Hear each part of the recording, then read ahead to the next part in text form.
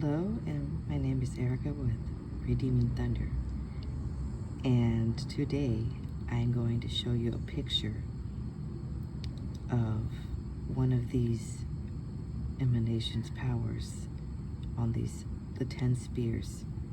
An actual picture that was taken, that I took a couple weeks ago.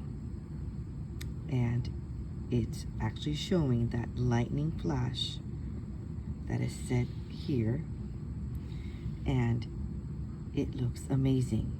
On another video I was explaining it, and I did post a picture of that pink light, and then I'm going to explain a little bit more regarding the Sefirot 10 emanations, 10 godly attributes.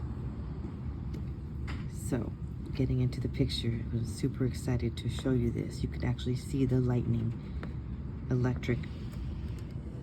Here, okay, so this looks like a regular picture, but when I took it, it did like a movement, and that's why I have to show it to you on my phone, on my other phone. It looks silly right now it looks like a regular picture. It looks silly that I'm doing this, but there's a purpose to it. Okay, so bear with me. Look at the picture, and this picture was taken as like a type of movement. Okay, so if you see, did you see that? Did you see that? And do you see this, the many colors of the Sefirot here, and then the halo here, and the halo here?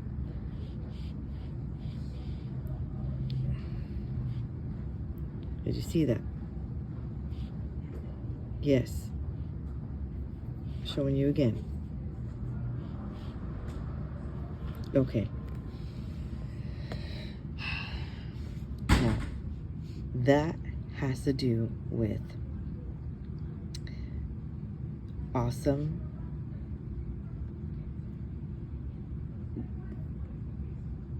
color spectrum, but yes, it goes further into mystical teachings. And I'm going to be speaking a little bit more on what this is.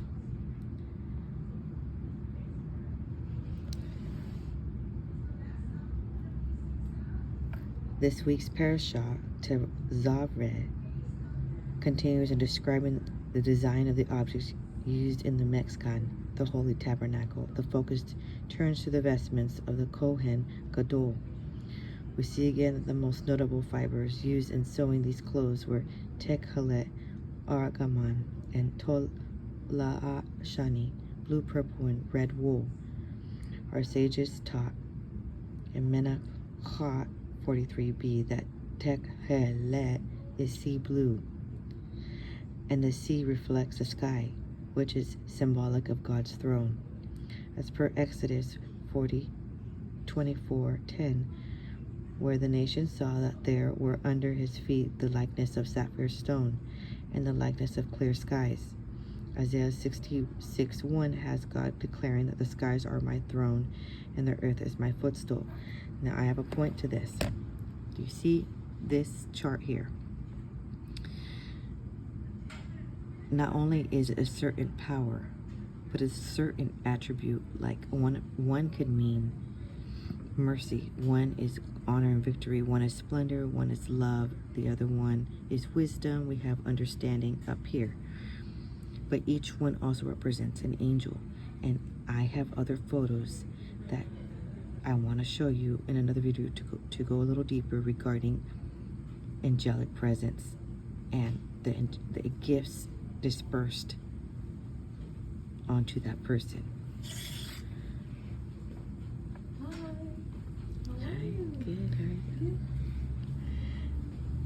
Among other things, blue is associated with water, which is in turn associated with life. In the Kabbalah, blue is one of the colors of chesed, loving kindness. Red is the polar opposite, the color of blood and fire, representing geruvah, judgment and severity. Combining red and blue gives purple, and the balance between them. Tiferet, seat of truth and beauty on a mystical level. The purple argamon also represents the chief angels, Uriel, Raphael, Gabriel, Michael, and Nuriel.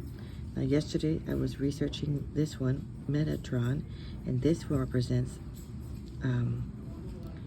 Enoch, turned into an angel.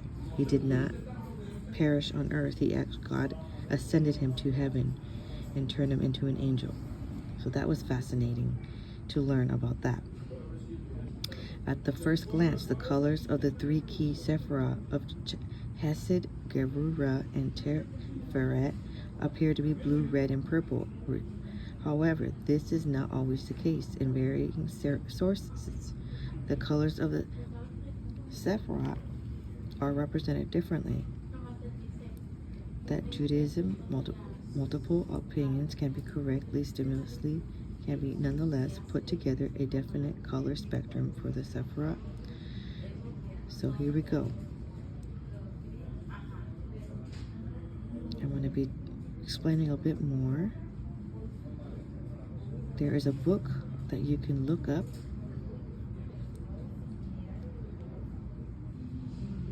Based on the above, which speaks about the wavelengths in the visible spectrum and infrared lights, there are 7 discernible colors of a rainbow. This order is red, orange, yellow, green, blue, indigo, violet. All of the colors fit somewhere in between these. Human sight is capable of perceiving wavelengths roughly in the range of 380 to 740 nanometers. There is a tiny sliver of the entire electromagnetic spectrum. The wavelengths longer than 740 nanometers, meaning beyond what we perceive as red, are fittingly called infrared, while the wavelengths smaller than about 380 nanometers, meaning beyond violet, are called ultraviolet. We cannot see these forms of radiation, nor can we see what lies past them, such as microwaves, radio waves past infrared, or X-ray gamma rays past ultraviolet. These are all the colors we see in the wavelength.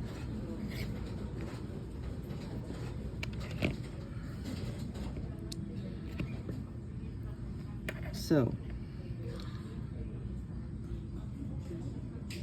all of these wavelengths combine to form white light. We can split white light into the entire rainbow by using a prism of sort, a triangular piece of glass, or a rain droplet. But in that photo, there is none of such. If you notice that, an object that is white is reflecting all the wavelengths of the light that is hit. An object that is black, on the other hand, is actually absorbing all the wavelengths.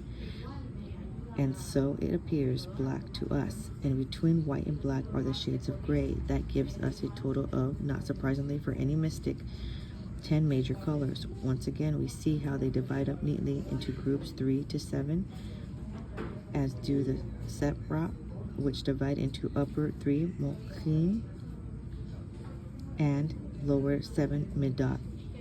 Based on the above, we can say that white, gray, and black correspond to Mokim, while the 7 colors of the rainbow correspond to Midot. To get a better grasp of the Sefirot colors, we need to turn to fundamental mystical texts.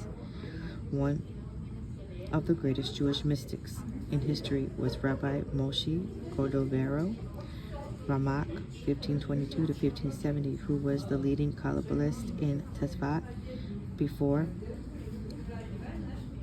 the arrival of Ariza in his monumental Pardes Rimonim, Pomegranate Orchard, one of the first proper textbooks of Kabbalah. The Ramak devoted several pages to the colors of this Sefirot. The Ramak begins with a warning that one should not think the Sefirot have any color. Of course, there are cosmic spiritual entities that bear no color whatsoever. We are simply trying to understand how physical objects that do have color might relate to the esoteric Sefirot. It can help us understand the spiritual roots of colors and the natural nature of objects that possess these colors. The Ramak tells us that the first Sefirot Keter is white. This is the most appropriate. White contains all the colors within it, and Keter is the source that shines forth light to all the Sefirot below. Another possibility that the Ramak notes is that Keter is crystal clear, like awesome ice. A third opinion is that the Keter is black, like absolute darkness. In other words, the Keter represents such a concealed light. Keter is the one up here.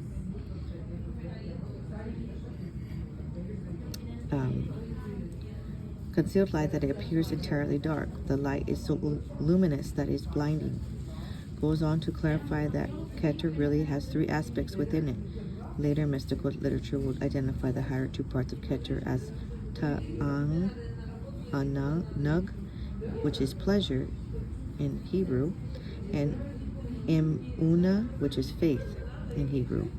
First comes darkness, then clarity, and then whiteness. This is reminiscent of a black hole, an image of which captured for the first time in 2019 by the Event Horizon Telescope. A black hole has gravity so crushingly strong that it sucks even light into it.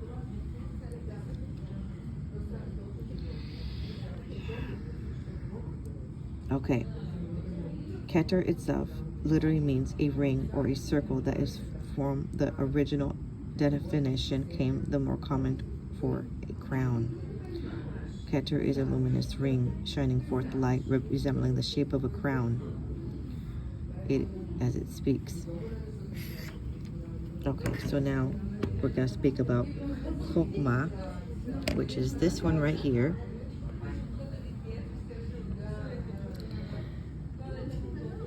The Ramak presents an entire rainbow of possible colors. In fact, he suggests Chokhmah might represent 7 colors all in one. And I think that's where the iridescent explanation, when you can see it. In another video, I will show a picture of Chokhmah. Though it seems to be more associated with Tekhelet, the Ramak admits that all Sefirot had an aspect of Tekhelet. As we saw above, the color of Tekhelet is strongly tied to sapphire, and the word Sephirah itself is very much connected to sapphire. The exact identity of the Chokhmah is left unclear. The case is somewhat similar with Binah. That one right there, which has multiple possibilities, though the Ramak argues that color must associate with it is green. Regarding Hesed, the Ramak first describes it as being white. Chesed here. Chesed is the first of the Midot, acting like a mini Keter that radiates great light within the lower plane, hence the whiteness. Having said that, the Ramak notes that Hesed is also blue, as we might expect, and then presents silver as an ideal Chesed color too. On the other side, there is no doubt at all that Hevera is red. Here we go. There. And everyone agrees on this point. And there are some other aspects to geruvah, including darkness due to the severity. The Ramak says that the Tiferet must be, as expected, a blend of Hesed and geruvah, which